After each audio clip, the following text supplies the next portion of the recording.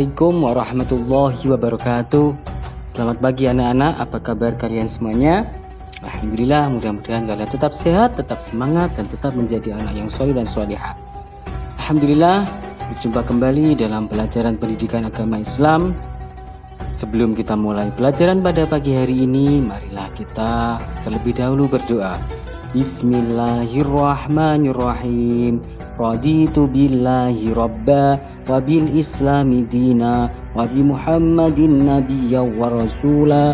Rabbi zidni ilma warzuqni fahma. Amin ya rabbal alamin. Alhamdulillah, anak-anakku yang soleh dan solihah, melanjutkan pertemuan pada tema sebelumnya, yakni tentang kisah keteladanan para rasul dan ashabul kahfi. Pada kesempatan kali ini kita akan belajar tentang kisah keteladanan ashabul kahfi. Tahukah kalian ashabul kahfi itu apa? Ashabul kahfi adalah dari bahasa Arab, di mana ashab artinya pemilik, kahfi artinya gua. Ashabul kahfi adalah orang-orang pemilik gua. Ashabul kahfi ini menceritakan tentang 7 orang pemuda dan seekor anjing yang ditidurkan oleh Allah selama 309 tahun di dalam gua. Maka kemudian orang-orang yang tidur di dalam gua ini disebut ashabul kahfi atau para pemilik gua. Ashabul kahfi merupakan kisah perjuangan 7 orang pemuda yang menyelamatkan keyakinannya kepada Allah yang Maha Esa. Mereka hidup di negeri Syam yang dikuasai oleh bangsa Romawi. Pada saat itu, negeri Syam diperintah oleh gubernur Romawi yang amat kejam yang bernama Daqianus. Daqianus ialah seorang penyembah berhala yang amat fanatik. Ia menyebar mata-mata ke seluruh negeri Syam untuk mengetahui orang-orang yang tidak menyembah berhala.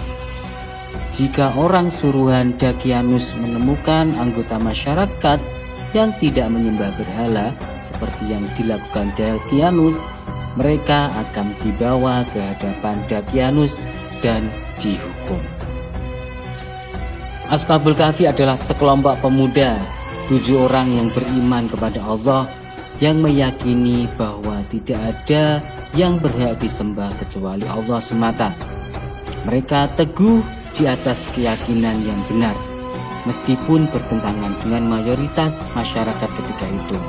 Ashabul kahfi mengambil keputusan untuk menghindarkan diri dari kejaran Daqianus, dan secara sembunyi mereka bersembunyi di dalam gua demi menyelamatkan akidah dan keyakinan mereka.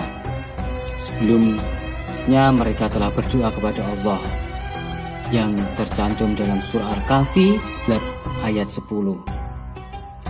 Ingatlah ketika pemuda-pemuda itu berlindung di dalam gua, lalu mereka berdoa, "Ya Tuhan kami, berikanlah rahmat kepada kami dari sisi-Mu, dan sempurnakanlah petunjuk yang lurus bagi kami dalam urusan kami." Lalu Allah pun mengabulkan doa mereka dan memudahkan urusan mereka.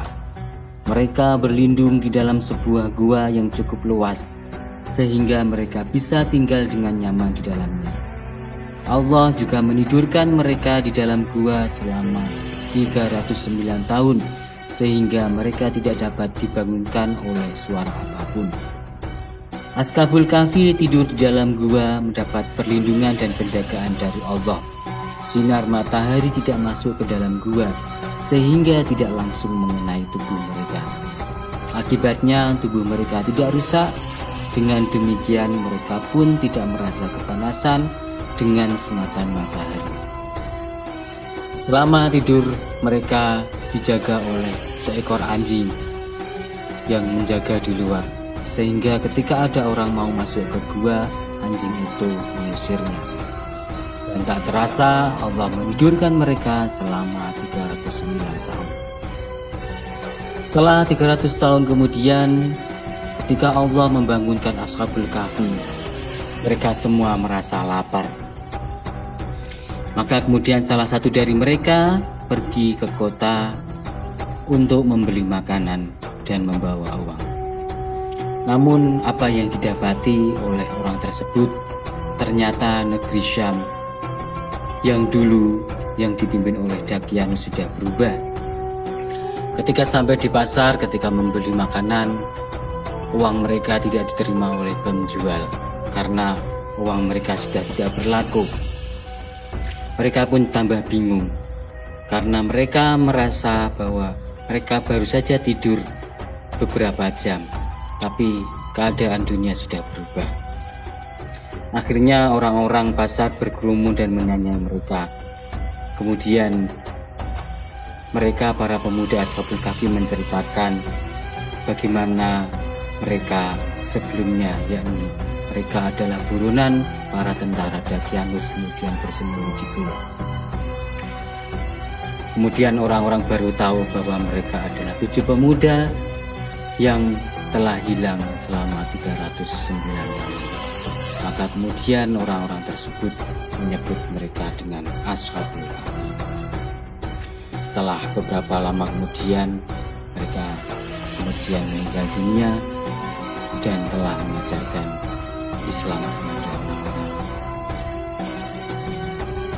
Nah, demikian anak-anak kisah keteladanan Ashabul Kahfi, 7 orang pemuda yang beriman kepada Allah, jujur dengan keimanannya dan tetap teguh dalam menjaga keimanannya. Allah membalas keimanan dan kejujuran mereka dengan menyelamatkan dan memuliakan mereka dengan menjadikan mereka sebagai teladan bagi orang-orang yang beriman hingga akhir zaman. Dan cerita mereka pun diabadikan dalam Al-Quran, khususnya terdapat dalam surah Al-Kahfi.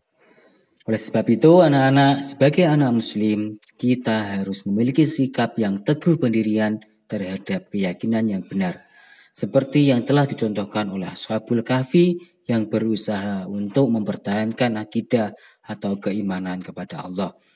Kita harus yakin bahwa orang yang beriman dapat perlindungan dari Allah. Hal itu diperlihatkan Allah yang melindungi Ashabul Kahfi tersebut. Nah, baiklah anak-anak, demikian pelajaran pada pagi hari ini. Mudah-mudahan kalian dapat mengambil hikmah dan manfaat dari kisah Ashabul Kahfi tersebut. Cukup sampai di sini dulu perjumpaan kita. Marilah kita akhiri perjumpaan pada kesempatan kali ini dengan membaca hamdalah alhamdulillahirabbil alamin. Akhirul kalam, Pak Habib mohon undur diri. Wallahul muwaffiq ila aqwamit thoriq. Wassalamualaikum warahmatullahi wabarakatuh.